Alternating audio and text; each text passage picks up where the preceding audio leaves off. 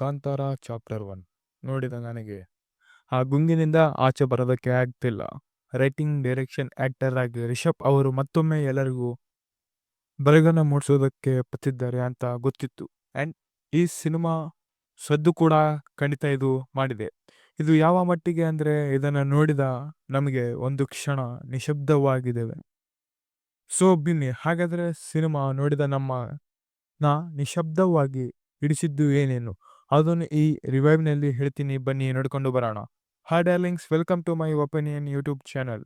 ನಮ್ಮೆಲ್ಲರಿಗೂ ಗೊತ್ತಿರೋ ಹಾಗೆ ಇಲ್ಲಿ ಲೀಡ್ ಆಗಿ ಕಾಣಿಸಿಕೊಂಡಿರುವಂತಹ ರಿಷಬ್ ಶೆಟ್ಟಿ, ರುಕ್ಮಿಣಿ ವಸಂತ್, ಗುಲ್ಶನ್ ದೇವಯ್ಯ, ಜಯರಾಮ್ ಹಾಗೂ ಇನ್ನು ಮುಂತಾದವರವರು ಸಿನಿಮಾ ಸ್ಟಾರ್ಟ್ ಆಗುತ್ತಿದ್ದಂತೆ ಆಲ್ಮೋಸ್ಟ್ ಎಲ್ಲ ಮೇನ್ ಕ್ಯಾರೆಕ್ಟರ್ಗಳನ್ನು ನಮಗೆ ಪರಿಚಯಿಸುತ್ತಾ ಅವರ ಹಾವಭಾವಕ್ಕೆ ನಮ್ಮನ್ನ ರೂಢಿ ಮಾಡಿಸಿ ಬಿಡ್ತಾರೆ. ಆ್ಯಂಡ್ ಇದರಿಂದ ಆ ಕ್ಯಾರೆಕ್ಟರ್ ಏನು ಮಾಡಬಹುದು, ಹೇಗೆ ರಿಯಾಕ್ಷನ್ ಮಾಡಬಹುದು ಅನ್ನುವಂತಹ ಊಹೆ ನಾವು ಕಲ್ಪಿಸಿಕೊಳ್ಳಬಹುದು.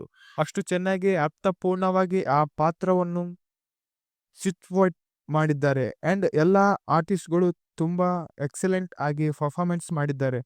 ದಿ ಗೋಟ್ ರಿಷಬ್ ಶೆಟ್ಟಿ ಅವರು ಎಷ್ಟು ತೆಗಳಿದರು ಅದು ಅವರು ನಮ್ಮ ಮೇಲೆ ಬೀರುವಂತಹ ಪ್ರಭಾವಕ್ಕೆ ಕಮ್ಮಿ. ಇನ್ ಶಾರ್ಟ್ ಆಗಿ ಹೇಳಬೇಕಂದ್ರೆ, ಹಿಂದಿನ ಕಾಂತಾರ ಸಿನಿಮಾದಲ್ಲಿ ನೀವು ನೋಡಿದ ರಿಷಬ್ ಶೆಟ್ಟಿ ಏನೂ ಅಲ್ಲ. ಅದರ ಹೆಚ್ಚಾದ ಪ್ರಭಾವವನ್ನು ಅವರು ಬರಮೆಯ ಪಾತ್ರದಲ್ಲಿ ನೀಡಿದ್ದಾರೆ. ಆ್ಯಂಡ್ ಅದನ್ನು ಥಿಯೇಟರ್ನಲ್ಲಿ ನೋಡಿದ ನಮಗೆ ಎಷ್ಟು ಬಾರಿ ಬೂಸ್ ಬಂಪ್ಸ್ ಬಂತು ಗೊತ್ತಿಲ್ಲ. ಆದರೆ ಈ ಎಲ್ಲ ರಿವರ್ಸ್ ಅವರದೇ. ಒನ್ ಮ್ಯಾನ್ ಶೋ ಅಂತ ಹೇಳೋದಕ್ಕೆ ಸ್ವಲ್ಪ ಕಷ್ಟ, ಯಾಕಂದರೆ ಉಳಿದ ಕ್ಯಾರೆಕ್ಟರ್ ಪರ್ಫಾರ್ಮೆನ್ಸ್. ರುಕ್ಮಿಣಿ ವಸಂತ್ ಅವರು ರಾಣಿಯ ಉಡುಪುಗಳನ್ನು ತೊಡೆದೇನೆ ರಾಣಿಯಂತೆ ಮಿಂಚುತ್ತಾರೆ. ಕೇಳಬೇಕಾ, ರಾಣಿಯ ಉಡುಪಿನಲ್ಲೂ ಇನ್ನೂ ಚೆನ್ನಾಗಿ ಮಿಂಚಿದ್ದಾರೆ.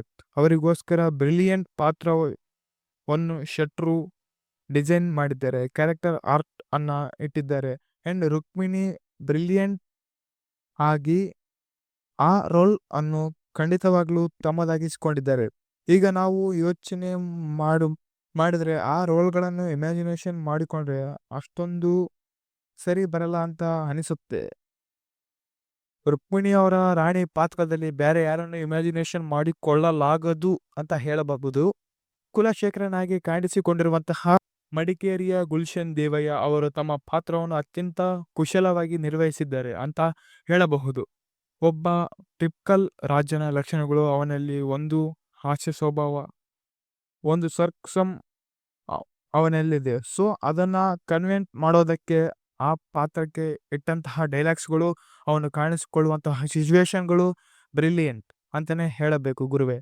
ಜಯರಾಮ್ ಅವರು ಪಾತ್ರಕ್ಕೆ ಸ್ಕ್ರೀನ್ ಟೈಮ್ ಕಮ್ಮಿ ಇದೆ, ಬಟ್ ಇದ್ದಷ್ಟು ಕಾಲ ಅವರು ಖಂಡಿತವಾಗಿ ಖಡಕ್ಕಾಗಿ ಕಾಣಿಸಿಕೊಂಡಿದ್ದಾರೆ. ಒಬ್ಬ ರಾಜನಿಗೆ ಇರಬೇಕಾದಂತಹ ಗತ್ತು, ಗಾಂಭೀರ್ಯ ಅವರ ಪಾತ್ರದಲ್ಲಿತ್ತು. ಆ್ಯಂಡ್ ಅದನ್ನ ಜಯರಾಮ್ ಅವರು ಚೆನ್ನಾಗಿ ಯೂಸ್ಫುಲ್ ಆಫ್ ಮಾಡಿದ್ದಾರೆ. ಈ ಸಿನಿಮಾ ರಿಷಬ್ ಅವರನ್ನ ಹೊರತುಪಡಿಸಿದ್ರೆ ಭುಜದ ಮೇಲೆ ಈಕ್ವಲ್ ಆಗಿ ಹೊತ್ತುಕೊಂಡು ಹೋಗ್ತಾ ಇರೋದು ಬಿ ಅಜನೀಶ್ ಲೋಕನಾಥ್ ಅವರು. ಮ್ಯೂಸಿಕ್ ಅವರ one of the best work. Still died ಅಂದ್ರೆ ಏನೋ ತಪ್ಪಿಲ್ಲ. ಆ BGM ಡಿಸೈನ್ ಮಾಡಿರುವಂತಹ ರೀತಿ, ಆ ಸೀನ್ಗಳಿಗೆ ಹೇಳಿ ಮಾಡಿಸಿದಂತ. ಇಂದಿನ ಕಾಂತಾರ ಸಾಕಷ್ಟು BGMಗಳನ್ನ ರೀಯೂಸ್ ಮಾಡಿಕೊಂಡಿದ್ದಾರೆ, ಕೆಲವೊಂದು ಮಾಡಿಫೈ ಮಾಡಿ ರೀಯೂಸ್ ಮಾಡಿದ್ದಾರೆ. ಸಾಂಗ್ಗಳ ಪ್ಲೇಸ್ಮೆಂಟ್ ಅನ್ನು ಕೂಡ ಸಿಚುವೇಶನ್ಗಳಿಗೆ ತಕ್ಕ ಹಾಗೆ ಮಾಡಿ ಕೊಟ್ಟು ಹೋಗಿದ್ದಾರೆ. ಎಸ್ಪೆಷಲಿ ಬ್ರಹ್ಮ ಕಶಲ ಎಂಬ ಹಾಡನ್ನ. ಆ್ಯಂಡ್ ಅವನ್ನೆಲ್ಲವೂ ಸಿನಿಮಾದ ತೂಕವನ್ನು ಹೆಚ್ಚು ಮಾಡುತ್ತೆ. ಫಸ್ಟ್ ಹಾಫ್ನಲ್ಲಿ ಮೋಸ್ಟ್ ಆಫ್ ದ ಟೈಮ್ ಪಾತ್ರಗಳನ್ನ ಇಂಟ್ರೊಡಕ್ಷನ್ಗೆ ಬಳಸಿಕೊಂಡಿದ್ದಾರೆ. ದೈವದ ಶಕ್ತಿಯನ್ನು ಒಂದೊಂದಾಗಿ ಹೇಳ್ತಾ, ದೈವದ ಮಹಿಮೆಯನ್ನು ಅವರದ ಇಂಪಾರ್ಟೆಂಟ್ ಆಗಿ ಸಖತ್ತಾಗಿ ಬಿಲ್ಡ್ ಮಾಡೋದನ್ನ ಮಾಡ್ಕೊಂಡು ಹೋಗಿದ್ದಾರೆ. ಒಂದು ಪಾಯಿಂಟ್ ಅಲ್ಲಿ ಸಿನಿಮಾ ಫ್ಲಾಟ್ ಆಗುತ್ತೆ, ಎಸ್ಪೆಷಲಿ ಪಾತ್ರಗಳ ಇಂಟ್ರೊಡಕ್ಷನ್ ಮುಗಿದ ಮೇಲೆ. ಬಟ್ ಪ್ರೀ ಇಂಟರ್ವೆಲ್ ತೆಗೆದುಕೊಂಡಂತಹ ಸಿನಿಮಾ ನಿಂತಿದ್ದು ನನ್ನನ್ನು ಕಂಪ್ಲೀಟ್ ಆಗಿ ನಡಗಿಸಿದ ಮೇಲೇನೆ. ಇಲ್ಲಿನ ಚಿತ್ರಕಥೆಯನ್ನ ಆಸ್ ಯೂಶುವಲ್ ಹೇಳಿದ್ದಾರೆ to the previous film. And ಆ ಹಿಂದಿನ ಸಿನಿಮಾಗೆ ಕಥೆಯನ್ನ ಲಿಂಕ್ ಮಾಡಿರುವಂತಹ ರೀತಿ ಸಖತ್ತಾಗಿತ್ತು. ಈ ಸಿನಿಮಾದ ಸ್ಕ್ರೀನ್ ಪ್ಲೇನ ಒಂದು ಒಳ್ಳೆಯ ಫ್ಲೋ ಇದೆ. ಎಷ್ಟೋ ಆರ್ಟಿಸ್ಟ್ ಎಲಿಮೆಂಟ್ಸ್ಗಳು ಇದ್ರೂ ಸಹ ಅದನ್ನು ಕಮರ್ಷಿಯಲ್ ವರ್ಕ್ ಹಾಕೋ ಥರ ಪ್ರೆಸೆಂಟ್ ಮಾಡಿದ್ದಾರೆ. ಸಿನಿಮಾದ ಕಥೆ ತುಂಬಾ ಡೀಸೆಂಟ್ ಡಿಸೈನ್ ಆಗಿದೆ. ಸಾಕಷ್ಟು ಆಳವನ್ನು ಅದು ಹೊಂದಿದೆ.